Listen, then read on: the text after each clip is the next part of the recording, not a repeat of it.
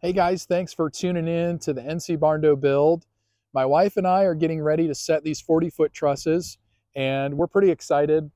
Although this first truss is a little bit of a challenge just due to the fact that the house is 8 feet away from the garage, so we're kind of tight on workspace here. But I have an idea that I think we can use to get this truss into position and on top of that 2x10 girder that we installed in the last video. So stay tuned. This should be good. I literally have no idea if this is going to work or not, but we're going to give it a shot. All right, we're going to do a little test here to see how these things pick up at these points. The two gable end trusses are on top, so we have to take one of them off. So we'll see how the Mahindra does here. These are just under 380 pounds for the gable end trusses.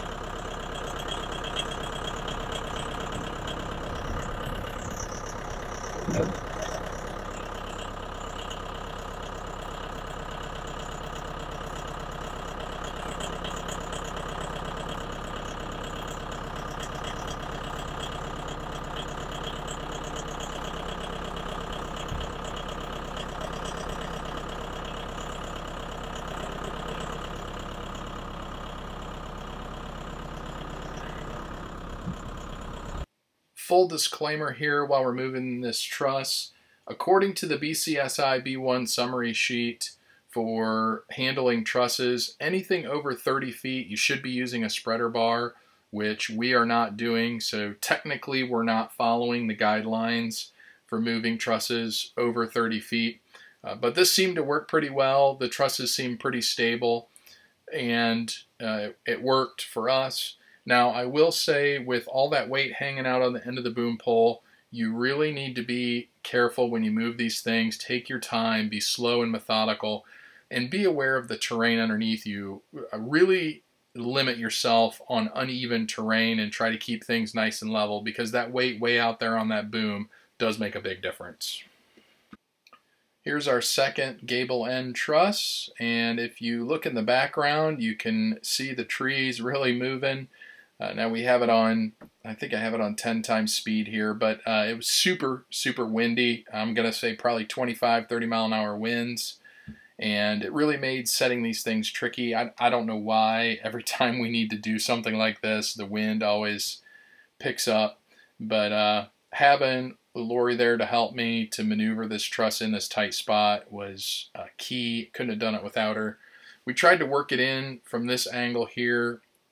I have a trailer sitting in the driveway and our construction sign, and it just wasn't happening, so we had to back up and go all the way around, and we finally work it in.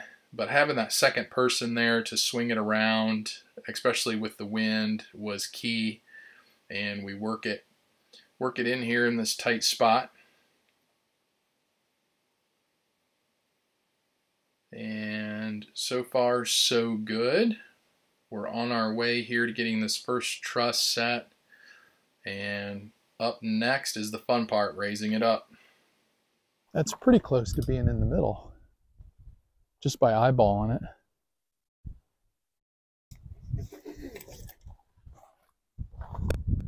Can you tip it out a little bit?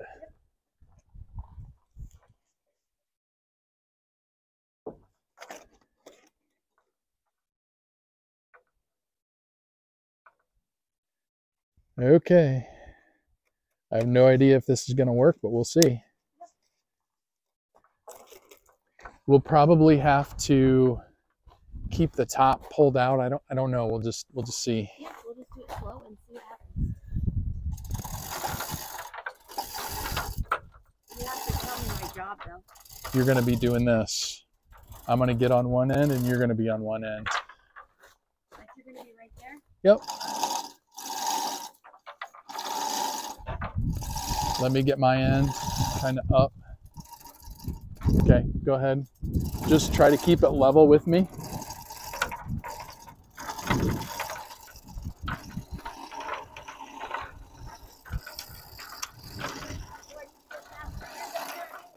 Okay, go ahead. Yeah, go ahead. Pull.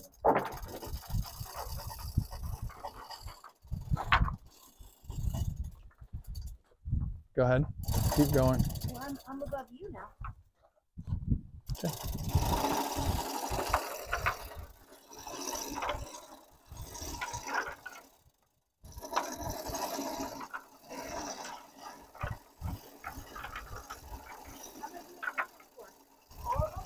Just this one and the other end. That's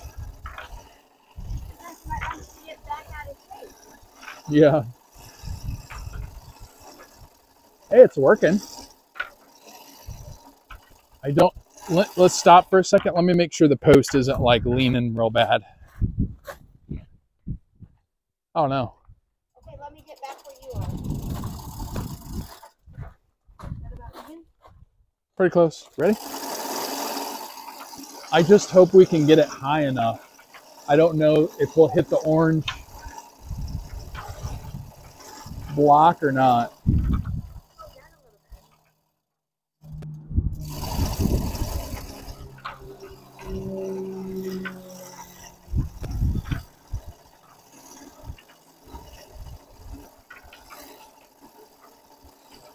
Well, what you could do is you could always get it high enough on this side and cut the post off, and then we can get it over if we have to. No, we're not getting it over. It goes on the outside. Oh. You just said it would get high enough. Right, because I think it may hit the orange. We may run out of room, you know what I mean? We'll just have to see. If we do, we can always come back down.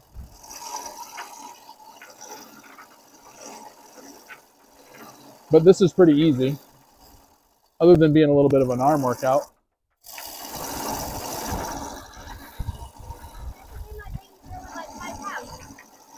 Yeah. Okay, let's stop for a minute. Your black chain needs to go on the outside. So let me look at the post once. We're not pulling it at all. I can come up there and cut on the other side. What? Let me climb up on that. Ready? Yep.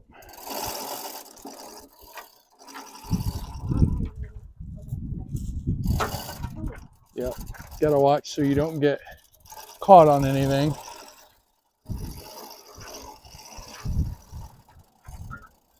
Oh, time out.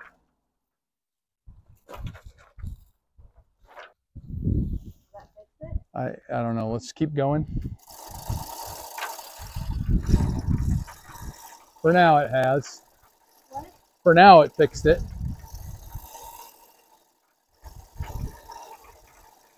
It's gonna be close. I don't know if we're gonna have enough room. Okay, watch your end. Make sure it gets like up and around it. Time out, time out, time out.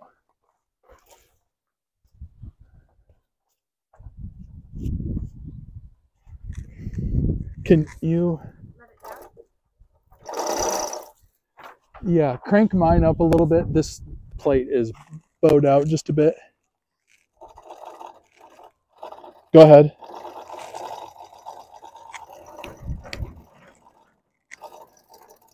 Hang on, hang on, hang on. Okay. Now just wait a minute on my side. Go back to your side now. Let's get it level again.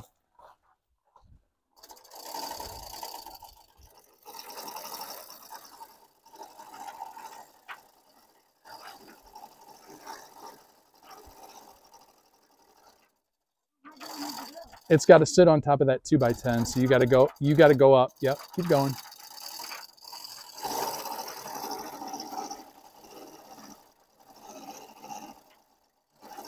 Okay. Whoa. Oh, I'm good. You go up just a little bit more. About another ½ inch. Okay. Whoa. I'm in there. Ha ha. That was pretty slick. It worked. That's pretty easy. I wish we could do that with the inside ones, but I think the inside ones will be even easier with the machine that we get and crank them up. And there's no way to use this because you don't have anything to hook it to. Nope. Okay, but if for 130 bucks a week, even if it's this hard or a little harder, that's so fine. Yeah, cool. Okay, so now what? So now we got to get it centered right exactly in the middle and then nail it. Okay, I'm gonna try to push it your way. I got to put a screw in over there, and then I'm gonna push it your way. You're on the line right now, or you passed it?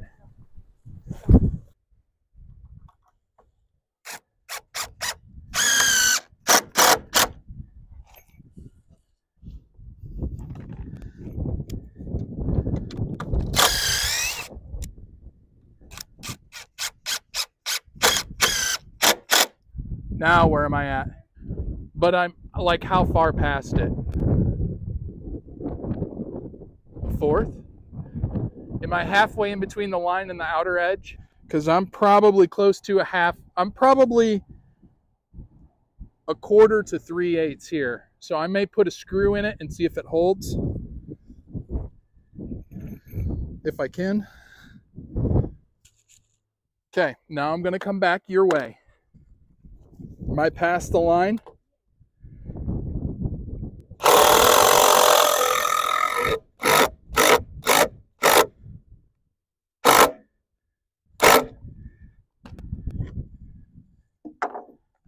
Okay, shouldn't move. Let me get a measurement here to see where I'm at. I'm about a 1/2 inch. Yesterday was kind of a rough day. We're on day 2 of trusses. We only got one set yesterday. It went pretty well setting that truss. I was pleasantly surprised. Then we spent the rest of the time just kind of prepping the building for the subsequent trusses. And I was really beating myself up over the measurements for the trusses in between the posts. And you just have to remember when you're working with lumber like this, nothing is going to be absolutely perfect and dead on straight. And I guess that's the downside of working with wood versus a steel framed building. But I think we made some adjustments, and I think we're all set to go, at least for the first half of the building here. We'll see how many we get set. But we have the truss marked. We have the first set of ears put in, and we're ready to go. We got the lift up, and we put an additional wagon on the inside. We tried picking one of the trusses up yesterday, and although we could pick it up, it was just kind of awkward to move around. It was kind of top heavy, and there's really no good place to grab a hold of it. So I think we have a plan this morning. We'll see if it works, and you guys will see if it works too. So let's get to it here. I think we have everything marked. We'll get one hoisted up here and see if we can't get it moved inside the building. At this distance where I have the camera set up, my wireless microphone is right on the edge of its maximum range here, and the audio really wasn't any good. So I'm going to voice over on this part of the video. And setting these trusses is a little bit tricky because obviously they're wider than the inside of the building. So you're going to have to do some jockeying around to get these things down to the other end. We ended up using a wagon there in the middle. We put some 2x6s on end for wings so we could lay the truss down, and then what we end up doing is tying the truss to the wagon and just kind of pushing the truss down, and the wagon moves right along underneath of it. Worked out pretty slick once we had it figured out, but it did take some time to figure out exactly the best way to do this. And we got, I think, our time down to about 45 minutes per truss once we figured it out and really got going to get it in and get it up and set. Very happy about that. Having an extra set of hands here is, again, very critical. But you can see when we lay this thing down, I mean, it's not flexing at all. We end up using some sawhorses in the end once we kind of get it around the scaffolding wagon, but you'll see us kind of twist it and turn it here to get it in and get it around. Unfortunately, I didn't get the whole process. We had a visitor stop by, somebody down the road that was curious about what was going on and wanted to stop and chat with us, so my phone battery ended up dying. But we do use this method to set all of the trusses on the inside, with the exception of the very end ones where we basically could lay them down and then hoist them right up into position. Worked out really well. And now you'll see the struggles. So this is our material lift that we rented. It was 135 bucks for a week. You can see at the very top it has a set of forks, which on this piece of equipment were not in real good shape. So I elected to put a piece of 2x6 up there and run some straps and put a chain hoist at the very top. So the same chain hoist that we used to put the gable end truss up, we're just using one here on this machine to take it up nice and slow. So we crank the machine all the way up first and then use the chain hoist. Now, the issue we run into is this material lift, the height on it is real close to being the max. We're maxed out basically. We're out of headroom. So you're going to see us get it up here and we finally figure out we don't have enough headroom to get this thing all the way up, and it's way too heavy to lift it up and set it up on the wall. So we come back down with it and retie it to try to get the hoist a little bit closer to the top of the truss.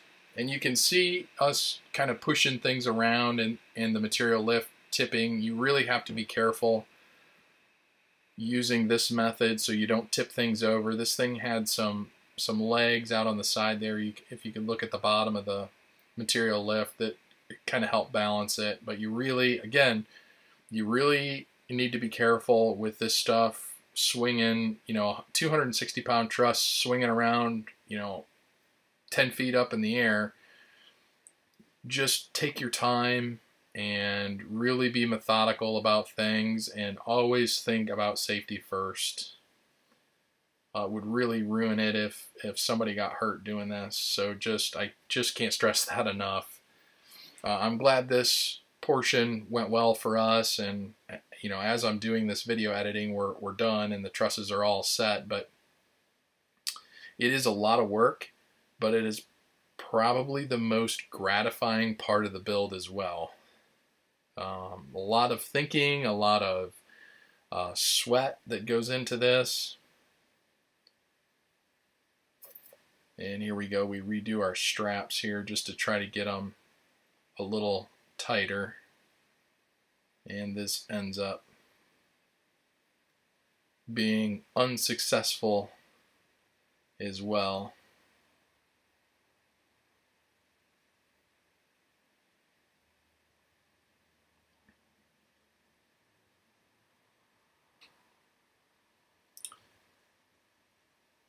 And I don't know if you can tell from this angle on the video or not, but we do have it, the truss, we have angled in the building here.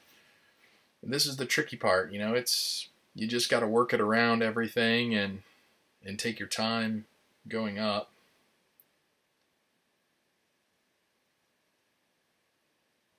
With it, we swap out here just to give our arms a rest.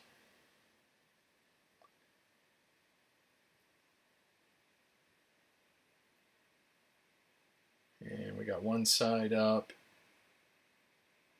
And again, we're just a little bit short. I mean, we're talking just a couple of inches here.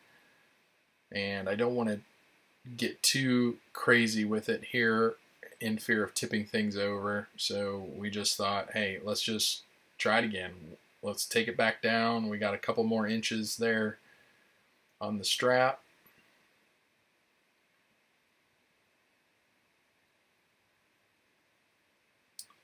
And I guess third time is the charm for us on this one.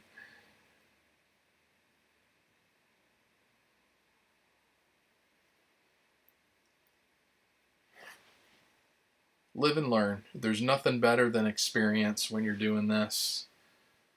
And obviously, if you have the money in your budget, there's much easier ways of doing this and much quicker ways of doing this. We could have rented a big telehandler and set it over the sidewall, but you're talking lots of money for that. You know, for a week rental on something like that, you're about $1,500 in my area, including delivery and pickup, because my truck is not going to be able to tow something that heavy. So you got a lot of money invested in just setting these things, where this is a little bit inexpensive, $135 a week plus tax, and I can throw it in the back of my pickup truck and pick it up and take it back when we're done. So for us, that's an important factor. I don't mind doing a little extra work if I have to, but saving money for other things is important as well. One last little shimmy here and we get it in place next to our ears.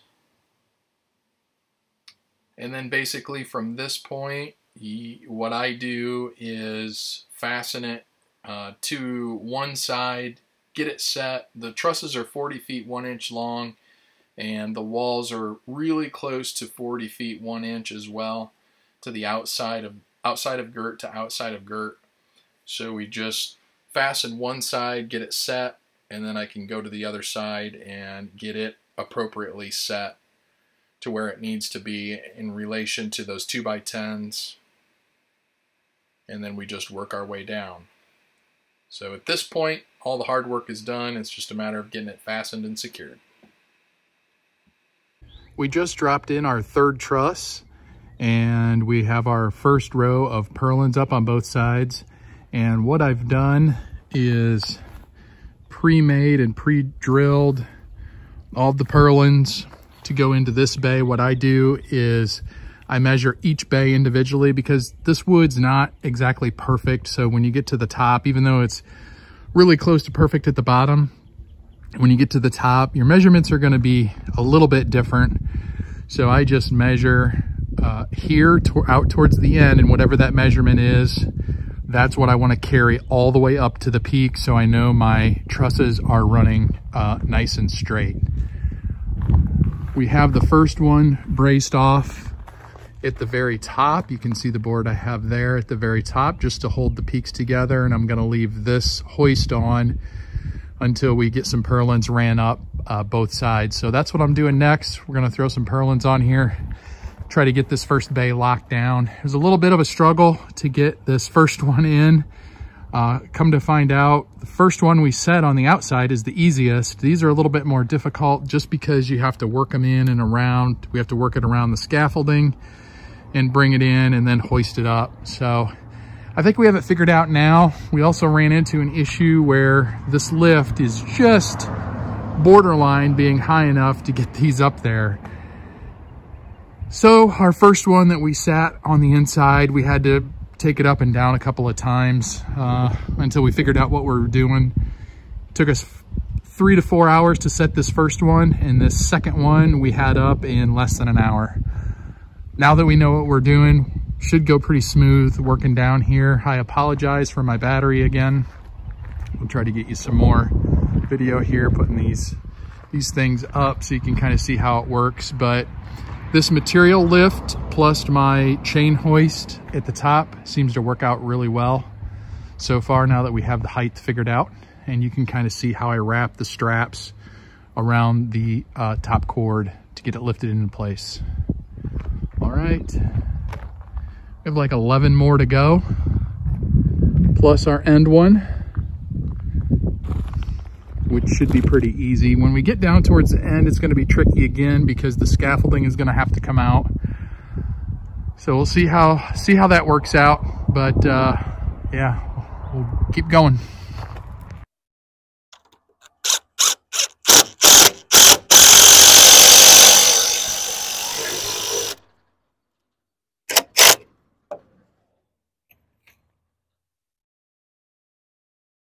Yeah, this is about as high as I can be comfortably before I have to get the ladder. So we're looking at 1, 2, 3, 4, 5, and I got 5 more to go. So we're just gonna play it safe. I'm not risking it It's just not worth it. You know, having an issue.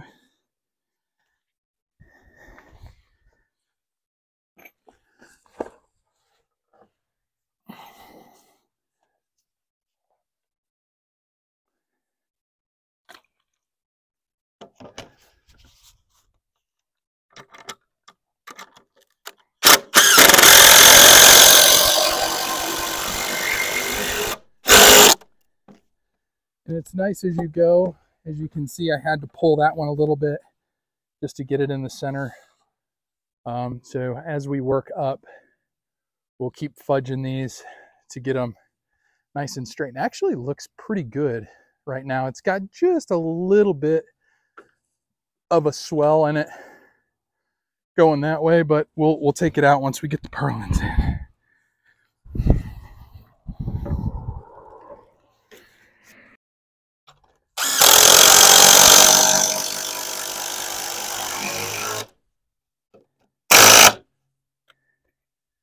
Alrighty.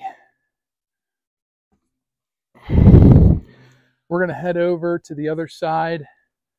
I got one more purlin that I can reach over there. And then we'll get the ladder out and I'll show you how we're doing this. This is wife approved, this technique. Keep yourself safe. Keep your spouse happy so she's not worried about you up here climbing. It's all about mitigating risk. And while there is some, we don't need to take unnecessary risks. This is a 412 roof pitch. So obviously if you had a steeper pitch, at least for me, I wouldn't be able to get as many of these purlins up here. But it seems like for the garage, it's a 612, and it was a bit steep for me to walk. I was kind of on the edge of my comfort zone. This seems much more doable, which will be nice.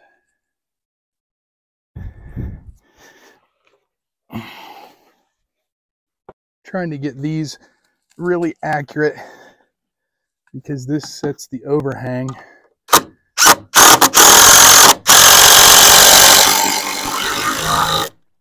So you don't want to be off too much. Okay,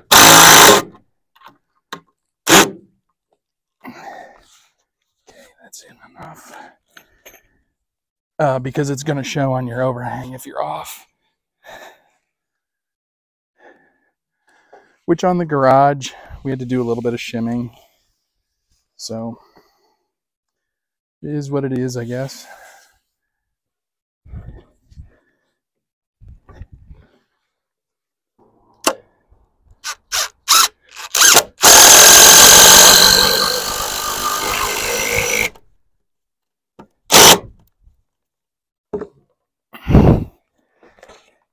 See, for me being in that position, trying to swing a hammer, no bueno. This just works better for me. Do what's comfortable for you if you don't work on roofs all the time. I like to have something that I can be on, not up walking, standing up this stuff. So this works out really well.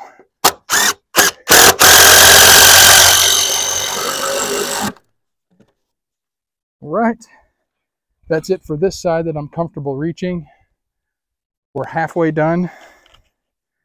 So we're gonna get the ladder out and I'll show you how to do this wife approved method of getting these upper purlins on.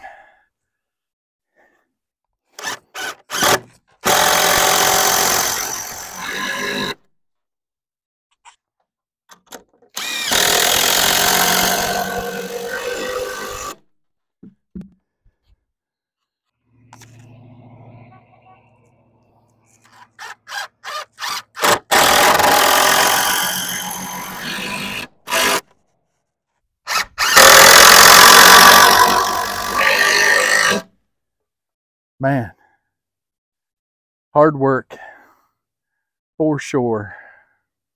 3 more counting the ridge cap.